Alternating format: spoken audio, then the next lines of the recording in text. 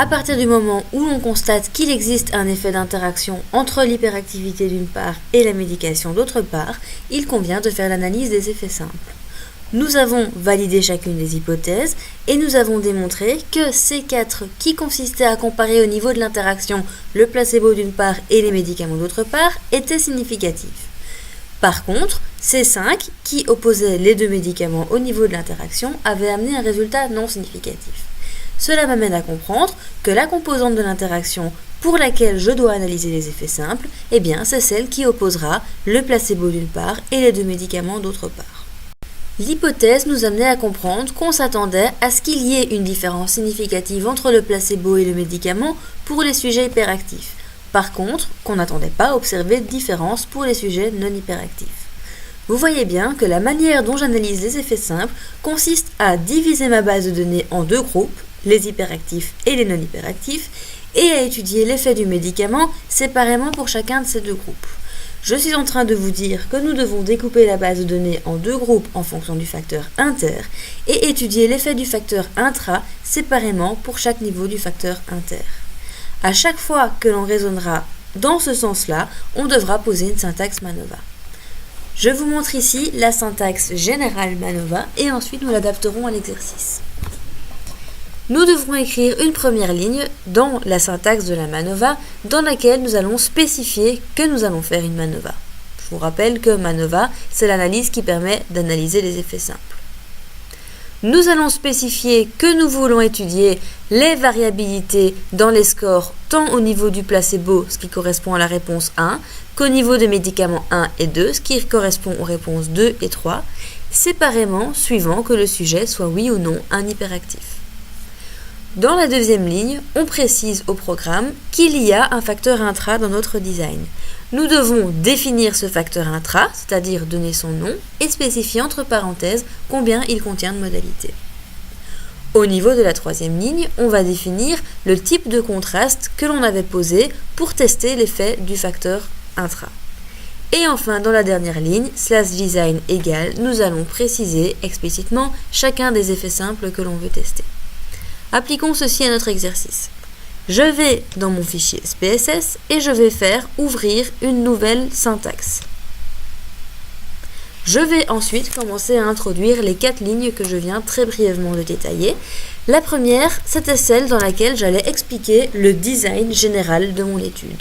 Je veux faire une MANOVA, donc une analyse des effets simples, et je vais étudier les variations de tous les scores de la VD, à savoir des scores de la variable placebo MED1 et MED2, en fonction du fait que le sujet soit oui ou non hyperactif.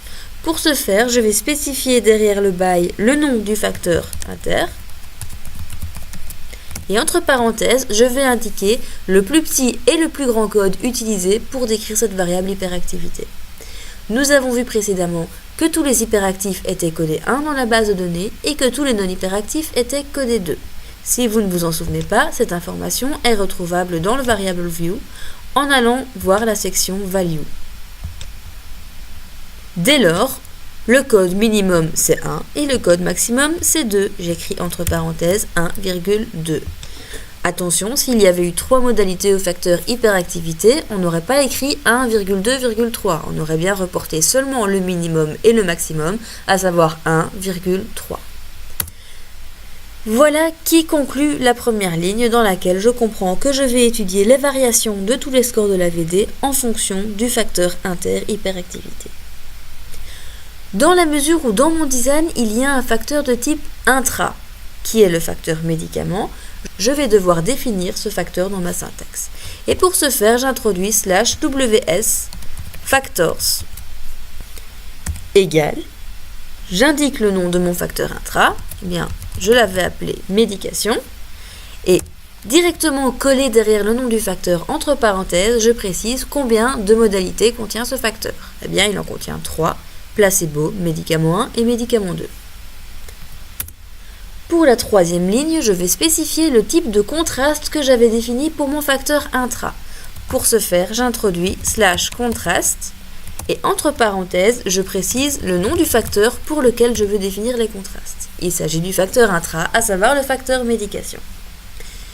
Puisque mon hypothèse consistait à dire qu'il y avait une différence entre un groupe, celui du placebo, et tous les autres, je suis en présence de contrastes de type Elmert. Je vais donc indiquer que le contraste que je choisis est le contraste d'Elmert. Attention, je vous rappelle que si vous écrivez correctement votre syntaxe, les couleurs devront apparaître exactement comme elles apparaissent chez moi. Si vous avez une ligne sans couleur, c'est qu'il y a quelque chose qui s'est mal passé. Et enfin, la quatrième et dernière ligne est celle dans laquelle je vais spécifier mes effets simples. Pour ce faire, j'écris /design égale et je vais écrire d'abord le premier effet simple et ensuite le deuxième effet simple.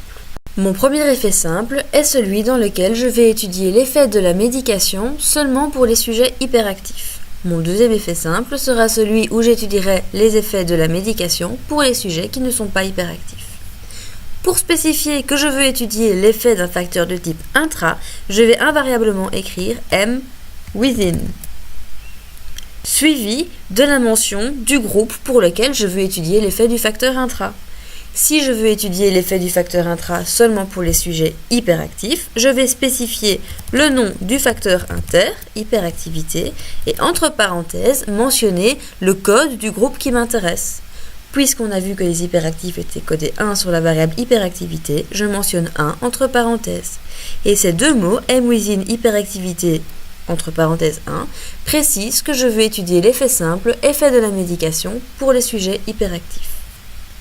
Mon deuxième effet simple consistera à étudier les effets de la médication pour les sujets qui ne sont pas hyperactifs, soit tous les sujets qui sont codés 2 sur la variable hyperactivité. Eh bien, je vais dès lors écrire M within, hyperactivité et 2 entre parenthèses. Ce faisant, j'étudie l'effet de la médication pour les sujets qui ne sont pas hyperactifs. Une fois que vous avez écrit vos 4 lignes, vous allez devoir les sélectionner et cliquer sur la flèche verte Run Selection. Et si tout s'est bien passé, vous aurez un output qui apparaîtra dans votre fenêtre d'output. Si jamais vous avez un message d'erreur, c'est sans doute que vous avez fait une erreur quelque part dans votre code. Pour ne vous citer que quelques exemples classiques d'erreurs, vérifiez que vous n'avez pas fait de faute de frappe au niveau des noms des différentes colonnes qui contiennent l'information de la VD. Assurez-vous aussi que vous n'avez pas introduit d'espace entre le nom du facteur et les codes minimum et maximum dans la première ligne. Et de même qu'au niveau de la deuxième ligne, vous n'avez pas introduit d'espace entre les parenthèses et le nom du facteur intra. Une troisième erreur très fréquente, que j'observe souvent chez les étudiants, c'est de ne pas écrire correctement 2 fois M within. Un effet simple est toujours constitué de 2 mots.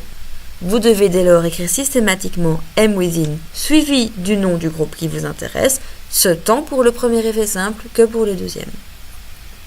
Dans l'output qui apparaît, nous allons directement nous rendre dans la zone tout en bas qui s'appelle Analysis of Variance Design 1. Vous verrez que cette zone est décomposée en 3 sections. La première section, c'est une ANOVA dans laquelle les effets du facteur intra pour les hyperactifs et pour les non-hyperactifs ne sont pas décomposés en fonction des contrastes. Ce n'est pas ce qui nous intéresse puisque nous sommes bien dans une logique de type a priori. La deuxième section, Estimates for T2, est celle qui va donner les informations qui vont se rapporter au premier contraste défini pour le facteur intra. Puisque nous avons spécifié dans notre syntaxe MANOVA qu'on voulait travailler avec des contrastes de type Elmert, nous avons dit au programme que l'on veut opposer un groupe avec tous les autres. C'est bien ce qu'on veut faire puisqu'on veut opposer le groupe du placebo avec les 2 médicaments. La dernière zone, elle, donnera l'information qui se rapporte au deuxième contraste lié au facteur intra. Dans la mesure où on a défini des contrastes de type Elmert, ce deuxième contraste sera celui qui va opposer les médicaments 1 et 2. Et ça ne nous intéresse pas. On avait vu tout à l'heure, lorsqu'on avait étudié les effets d'interaction, que C5, c'est-à-dire le contraste qui opposait les 2 médicaments au niveau de l'interaction, n'était pas significatif. Si cette composante de l'interaction n'est pas significative, nous n'avons pas besoin d'aller analyser les effets simples. Par contre, pour la composante de l'interaction qui opposait le placebo aux 2 médicaments, soit C4, nous avions un résultat significatif. Et donc, pour cette section, on va devoir analyser les effets simples. La première partie de cette section se rapporte à l'effet simple pour les sujets hyperactifs. Nous sommes ici en train d'étudier le fait qu'il y ait des variations entre le placebo d'une part et les deux médicaments d'autre part pour les sujets hyperactifs. La deuxième zone étudie l'effet simple qui se rapporte aux sujets qui ne sont pas hyperactifs. Nous étudions la différence entre le placebo et les différents médicaments pour les sujets qui ne sont pas hyperactifs. Souvenez-vous des hypothèses, celle-ci disait qu'on s'attendait à observer une différence en termes de temps de réaction entre la condition placebo et les conditions médicaments seulement pour les sujets hyperactifs. Dès lors, il n'y a que pour cette première section qui se rapporte à l'effet simple lié au sujet hyperactif qu'on a intérêt à poser une hypothèse de type unilatéral.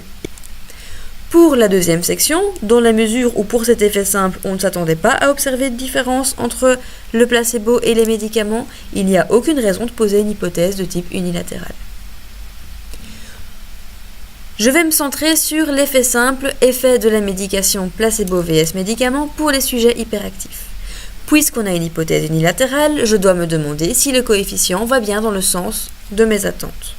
Nous avions vu dans une précédente vidéo que si effectivement le temps de réaction était plus élevé dans le groupe placebo que dans les groupes médicaments, eh bien le contraste devait être positif, ce qui est bien le cas ici. Les résultats vont donc bien dans le sens de mes hypothèses.